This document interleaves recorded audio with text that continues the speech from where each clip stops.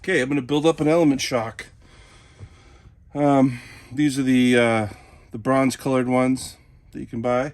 The only extra thing I'm doing is I'm going to swap out the plastic stuff for the black aluminum. There's really no reason to except for looks. And I'm going to put these on one of my comp trucks. So basically you got your parts. Everything comes on the parts tree. And you want to pop those apart. I'm just going to build one. They're all the same. And what I like to do too is get that nub off there. Little piece of sandpaper, hit it with that. It cleans it up a little bit. Do it on that. And then you got your piston.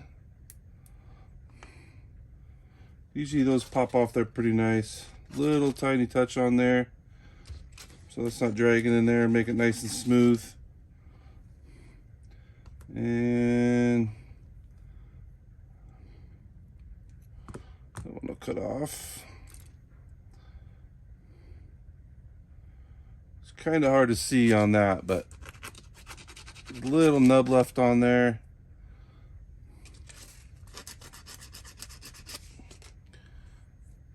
Okay, there you go. So got that all cleaned up. I'm gonna be using some of the associated green slime for the O-rings. I'll also be using a little bit of the assembly grease that comes with the element kits. Black grease. Pretty much everyone has that kind of stuff laying around.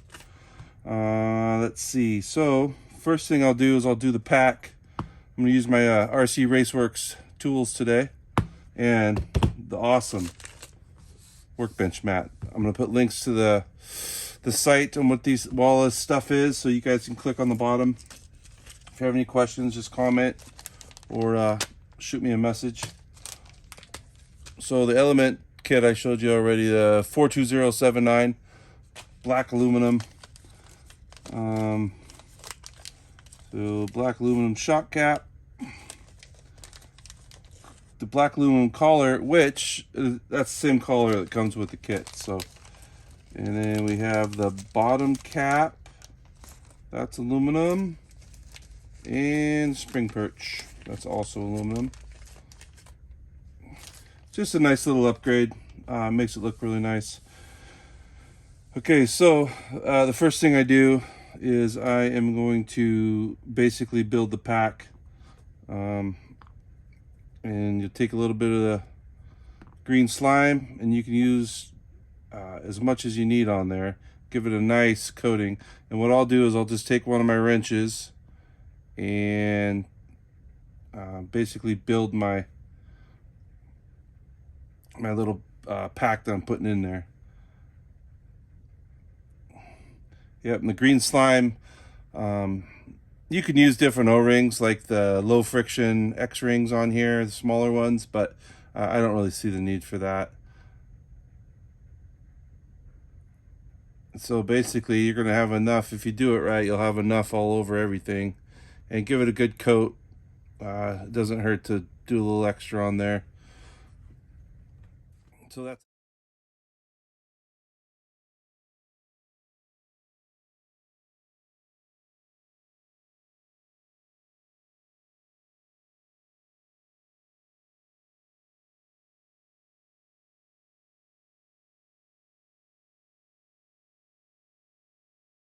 how it's going to sit in the shock body. It's just an easy way to do it. So real carefully, I get the angle here. I'll just kind of get that bottom one started and slide everything down that wrench. The key here is obviously you want to use the green slime, and that's going to keep the O-rings from swelling up. And I'll put a little bit more on that outer edge. And like I said, it's not going to hurt anything to put a little extra on there. So now that's slid in there. You take your aluminum, or excuse me, your bottom cap, and what I like to do is I kind of spin it counterclockwise and make sure it seats in there before I start cranking that on there. You want to make sure that that O-ring pack in there is nice and everything's not, there's nothing twisted or not. There's not a lot of extra room in there, so if you got the top one flat, the bottom one's probably going to be flat too, but you just want to make sure that that's all in there good. And you don't need a reef on these things. You can hand tighten. I mean, it's only going to go so far. And yeah, you don't need a lot of extra oomph on that. They do make, I'll be using these shock pliers also. These are very handy. These are also RC Raceworx. Those are going to come in handy putting the shock eye on. So that's pretty much it for that. You get yourself a stand. I'm going to be showing it's a shock pump from the racing days, and what that does is it'll basically speed up the process of bleeding that thing out. So also back to the green slime, you put that on all your O-rings. So the O-ring for the shock collar, put a little bit on there too, and that'll keep it from drying out and make it nice and easy to adjust your ride height.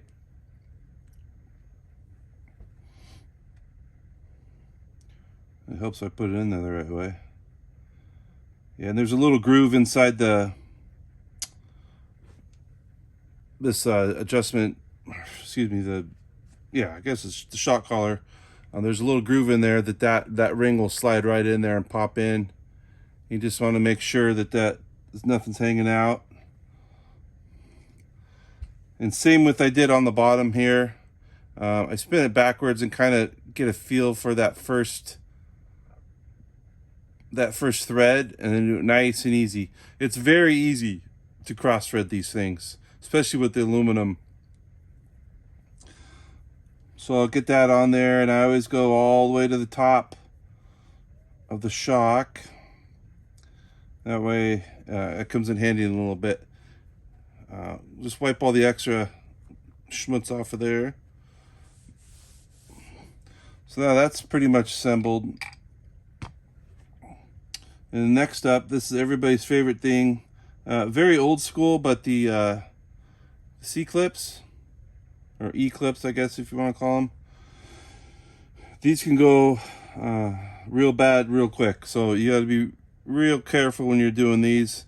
So what I do is I get that thing started on there, feel it in that groove, and then I like to press down, use something a little harder, and that way it what do I need here? Oh, this will work. So a lot of times if you're trying to shove these on there and they don't click in right, they're going to shoot off and you'll never find that thing. So my thing I've always done with them is get them started on that groove, and you'll key in there, and then I kind of go, oh, I'm gonna have to just do it, but sometimes you can push under your finger, but that kind of hurts. So I find something a little more solid to press down on. And all I'm saying, the tip on these is just take your time. Don't rush this. This part can go bad real quick. Like I said, you can fling that thing if you don't have extras and you're waiting. And it should snap right in there. Of course it's not, so I might have to do a little fast forward on this thing. We'll get her.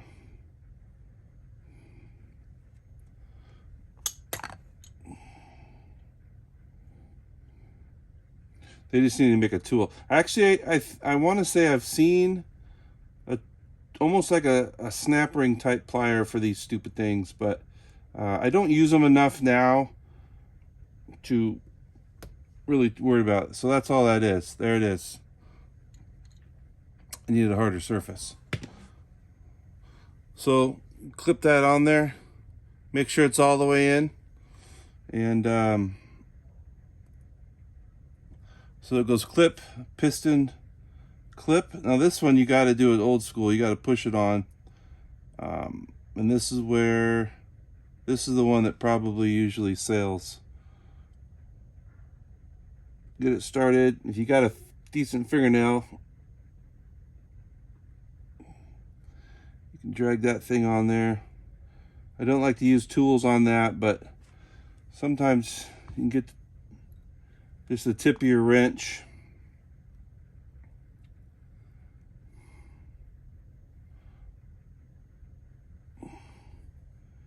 And try not to scar anything up.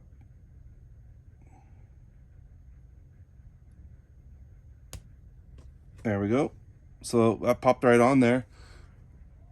That holds your piston on there. Now the newer racing style shocks, which I haven't really researched, but I bet you can find the correct shaft, shock shaft, but they have a screw that holds that piston in, and it's really nice. So you don't really do the E-clips. They'll put a washer on there, and there's an edge on it, piston, put the screw on there, Loctite, done. But E-clip's a little old school, but they work if you do it right. Okay, so now that's done. So this is the other part that's pretty, I find, important, because you got that O-ring in there. You don't want to scar anything up, so you want to put a little, you can put a little shock oil on there too, but I'll just do a little bit more green slime and get those threads coated. And that'll help kind of get it past the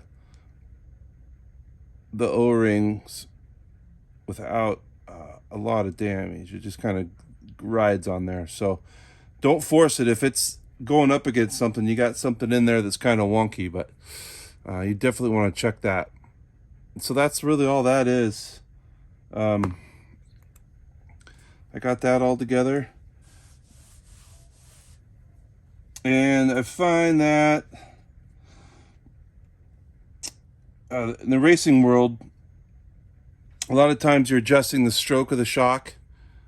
So you're putting that eyelet, you know, screwing it on or backing it off a little bit. So I always, just as out of habit, I'll put a little bit of grease on that, on the shock shaft itself, on those threads, and that just kind of helps ease everything on there. So I'll get it started, and then you grab yourself a set of shock pliers, and I remember building shocks back in the day without these, and I just, once I got a pair of them, I just couldn't believe what I used to do to do this. It was crazy. I've messed up a lot of shafts. So I'll just throw a wrench in there, and on these ones I'll just go right to about the end of the thread. We wipe off the extra grease. I don't know if you can see that, but I basically just spun that on there until to the top of the threads, and no more. And what's nice about the shock pliers is it holds everything really good, and it doesn't nick or mar up the shaft, so everything's nice and smooth. So before I fill it up, I'll give it a couple. That feels good. A couple pumps on there, and now we're ready for some oil. Oh, the other thing, I always put this one on too. Before I put the oil in, I'll put the shock cap O-ring on, because doing it with oil in there, yeah, it's you can make a mess.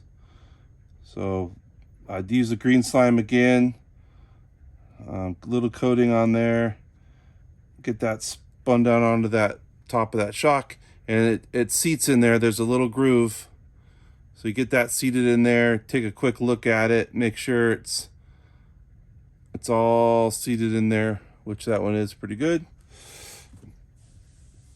So here's the part that I think,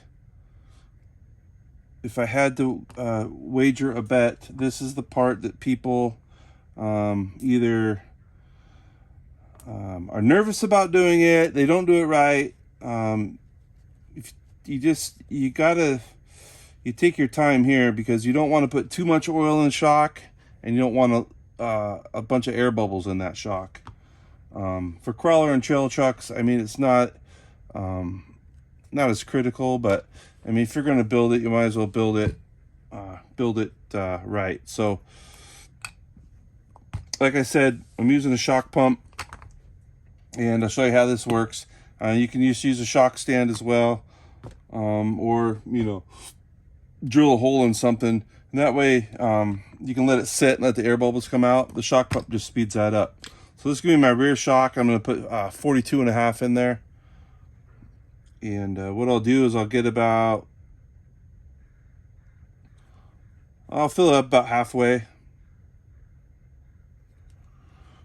It's a little more than halfway, but not all the way to the top yet. And then what you want to do is you want to work that the piston up and down, and that starts the process of getting the bubbles out of there.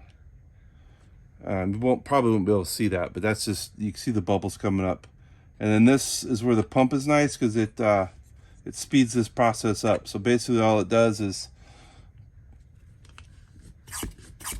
creates the negative air in there. Give that thing a few pumps, and man, I don't know if you can see in there, but it's going nuts. So it's basically sucking all the air out of that shock, and it really helps out speeding up the process, especially if you know, on a race day you have a lot of time on the pits. It speeds that up. Like I said, it's not necessary to have a shock pump, but I already had one. Worst case, you just, you know, pump it up, fill up halfway, work that piston up and down. That'll start the bubbles, kind of getting those up and going from underneath that piston, and let it set for a little while. You come back, look at it. It'll be clear. You won't see any bubbles in there or any fog or anything. So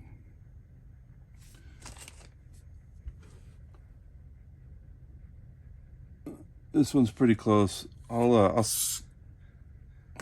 sneak some more in there. Like I said, these are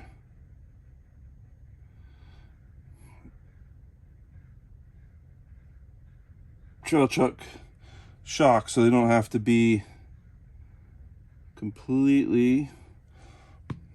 So this is where I always make my mess. I put too much oil in there.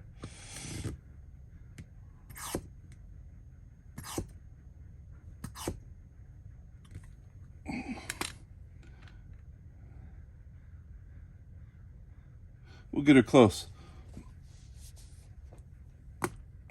Okay, so after this, it's basically the part that people usually have the most questions on, or do it completely wrong, or they nail it. It's bleeding that shock, and basically you want a dead shock. You don't want any rebound. Rebound is when you have the output back together. I should grab a shock. And you push that shaft in, and it works itself back out. That means there's either too much oil in there. It's too much oil in there, which pushes that shaft out. You kind of want to put the shaft in and have it just stay right there. And that's considered a dead shock. I know I'll put a link to Spencer Rivkin's video. He has a great video on bleeding shocks. So what I do is I get just enough oil in there.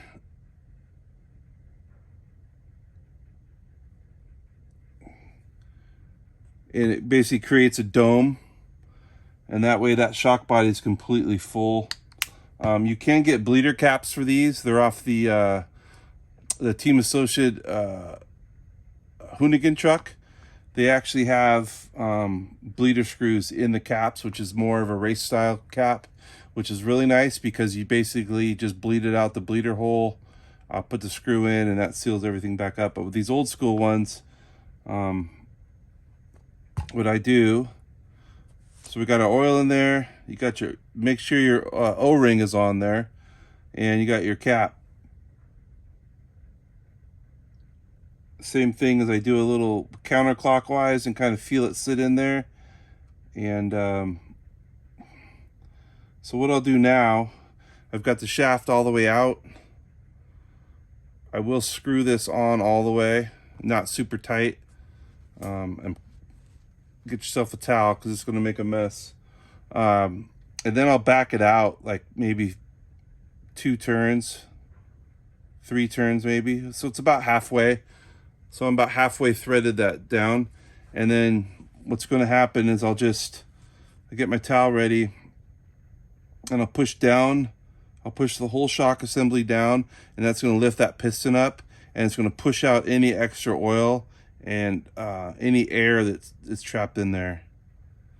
So you can't, I'll do it without the rag right now so you can see it. It's basically bubbling out. So that's telling me that that's getting all that extra oil out there. And then when theoretically, when you tighten this cap back down and you're still holding the piston all the way to the top of the shock.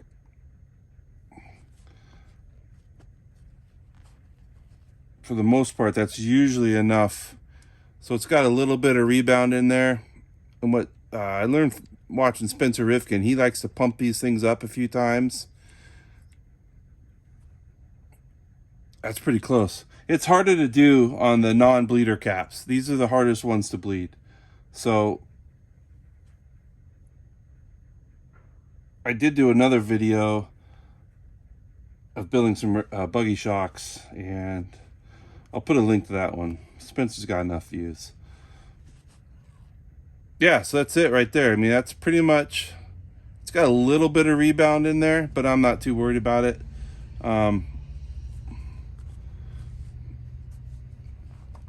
Get all that extra oil out for there. That gets everywhere. Get yourself a decent work mat. And that's really it. So, so I like the collar all the way to the top, and I'll just go with the kit gray springs here on this one. Got your spring in there. Pull your shaft all the way out. And,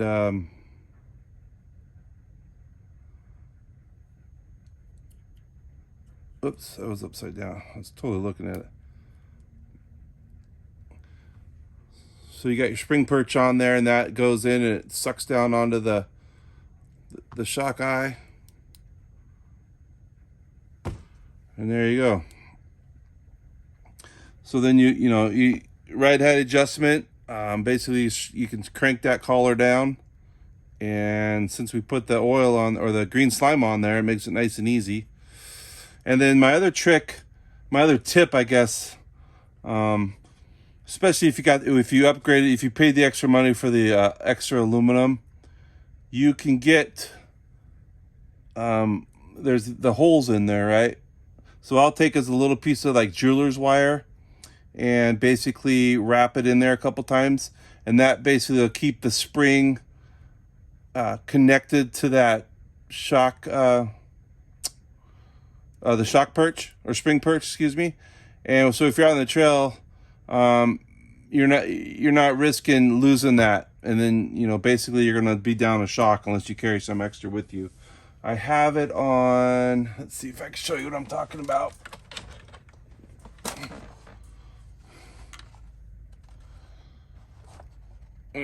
Nope, that one doesn't have one. So, but basically all you're doing is connecting with a little tiny piece of wire, a couple wraps on there, and that'll hold the spring onto the spring perch, or spring cup, excuse me, I keep calling it perch. And that'll keep it from flopping off when you're out there driving around. So that's really it. I build all 4, same technique, just that your oils will probably be different. I do heavier in the back, lighter in the front, exact opposite of racing. And that's really it. So that's how you build an element shock. Thanks for watching. Links in the bottom. I would love to subscribe, but I'm not going to lose sleep over it. Thank you.